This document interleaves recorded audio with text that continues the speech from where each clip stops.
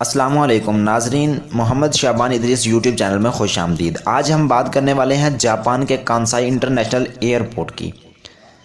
Japan کے cost سے 4 kilometre دور بے پناہ بڑا ایک جوائنٹ ایئرپورٹ سمندر میں تیر رہا ہے، اتنا بڑا کہ اس کو انٹرنیشنل اسپیس اسٹیشن سے بھی دیکھا جا سکتا ہے۔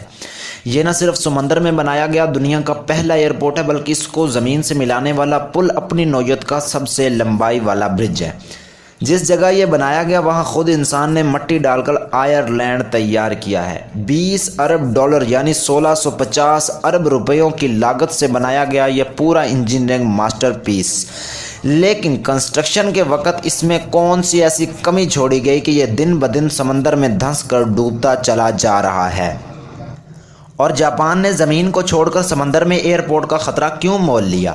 اب اس کو ڈوبنے سے روکنے کے لیے انجینئرز کیا پلان کر رہے ہیں؟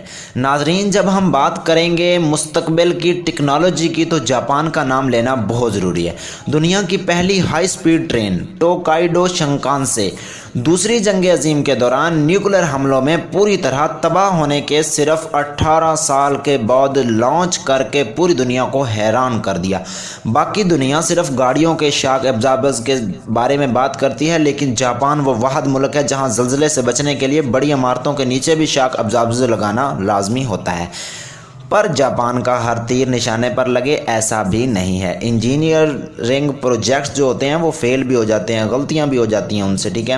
اور ایسی ہی کچھ غلطیاں کانسائی انٹرنیشنل ایئرپورٹ کو بناتے وقت کی گئی۔ ویسے تو یہ ایئرپورٹ اوساکا، کیوٹو، کوبے میں موجود ایئرپورٹ سے بہت قریب ہے، یہ صرف 50 کلومیٹر کے ریڈیس کے اندر آتے ہیں، لیکن جاپان کی بڑھتی ہوئی آبادی اور پاپولیشن کو دیکھتے ہوئے یہاں ایک اور ایئرپورٹ ریکوائرڈ تھا۔ مسئلہ یہ تھا کہ جو ایئرپورٹ وہاں موجود تھے ان کی چاروں طرف آبادی ہی آبادی موجود تھی، ان ایئرپورٹس کو کھلا کرنا ممکن نہیں تھا، اور دوسری طرف کانسائی ریجن میں موجود زمین جو خالی پڑی تھی وہ فارمرز کے استعمال میں تھی۔ جاپان کے پاس اپنی انٹرنیشنل ایکسپورٹس بڑھانے کے لیے صرف ایک ہی آپشن بچا تھا کہ سمندر میں ایئرپورٹ تیار کیا جائے۔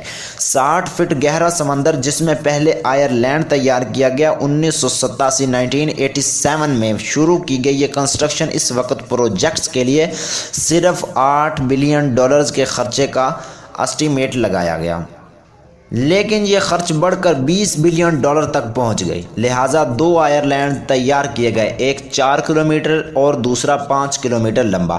یہ دونوں آئرلینڈز محض سمندری دیوار کے بل پر کھڑے ہوں گے۔ 750 ملین کیوبک فٹ مٹی کھود کر لائی گئی، لیکن جس جگہ آئرلینڈ بنانا مقصود تھا نیچے کیچڑ موجود تھا۔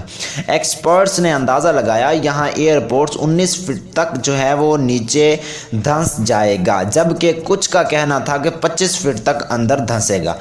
مطلب دونوں صورتوں میں ایئرپورٹ کو اندر دھنسنا ہی تھا۔ خرچہ بچانے کے لیے انہوں نے 19 فٹ اندر دھنسنے کے حساب سے ڈیزائن کیا، اور یہی ان کی سب سے بڑی غلطی تھی۔ 24 کلومیٹر لمبی سی وال کو بنانے کے لیے 48,000 کنکریٹ بلاک استعمال کیے گئے۔ سی وال کا مقصد طوفان کی صورتحال میں ایئرپورٹ کو محفوظ کیا جائے۔ اب سی وال کے اندر مٹی ڈال کے اس کی ہائٹ کو سمندر سے 65 فٹ اونچا کر دیا گیا۔ اب انجینئرز نے ایئرپورٹ کی کنسٹرکشن کا کام سٹارٹ کر دیا۔ 1990 میں اوساکا سے ایئرپورٹ تک پل کو تعمیر کر دیا گیا، جو کہ $1 بلین کا خرچہ کھا گیا۔ کانسائی انٹرنیشنل ایئرپورٹ کا اندر دھنسنا پہلے ہی طے تھا، لیکن انجینئرز کو ایک بہت بڑی غلط فہمی تھی کہ ایئرپورٹ صرف جو ہے وہ 19 فٹ اندر دھنسے گا، جبکہ کنسٹرکشن کے دوران ہی ایئرپورٹ 34 فٹ اندر جا چکا تھا۔ 65 فٹ اونچا بنایا گیا ایئرپورٹ لانچ ہونے سے پہلے ہی 34 فٹ نیچے دھنس چکا تھا۔ انجینئرز نے اندازہ لگایا 50 سال بعد ایئرپورٹ 13 فٹ اوپر رہ کر رک جائے گا۔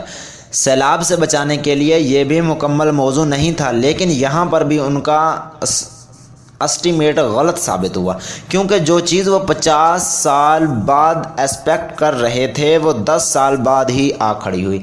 ایئرپورٹ کے دوسرے ٹرمینل کے لانچ ہونے تک آئرلینڈ 25 فٹ اندر دھنس کر صرف 13 فٹ کی اونچائی تک پہنچ گیا، اور آج وہ بہت ہی ڈینجرس لیول پر کھڑا دن بدن مزید اندر جا رہا ہے۔ اب کہا جا رہا ہے کہ 2056 تک کانسائی ایئرپورٹ 13 फीट मज़ीद नीचे धंस कर समंदर के लेवल तक पहुंच जाएगा, जिस चीज़ से बचने के लिए सी वाल को मज़ीद ऊंचा किया जाता है, जिसमें अब तक $150 मिलियन खर्च हो चुके हैं। एयरपोर्ट को बचाने के लिए सिर्फ सी वाल को ही ऊंचा नहीं किया जा रहा, एयरपोर्ट की फाउंडेशन में हाइड्रोलिक जैक्स लगाए गए हैं, जिनको हर साल 2 इंच ऊपर किया जाता है। हर साल पूरे एयरपोर्ट की फाउंडेशन को तकरीबन 1.5 इंच ऊपर किया जाता है, जिससे डूबने का खतरा कम तो नहीं हो रहा, लेकिन डिले ज़रूर हो रहा है।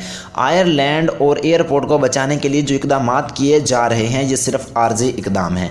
जापान को मालूम है कि एयरपोर्ट जो है वो एक ना एक दिन हाथ से निकल जाएगा। जिस तरह एयरपोर्ट डूबने का खतरा मंडला रहा है, इसी तरह कुदरत भी दस्तक दे रही है। 2018 में शदीद किस्म का तूफान आया, जिसने समंदर का लेवल 10 घंटों के लिए बढ़ा दिया और सारा पानी एयरपोर्ट में दाखिल हो गया। जहाज़ों का भी खासा नुकसान हुआ।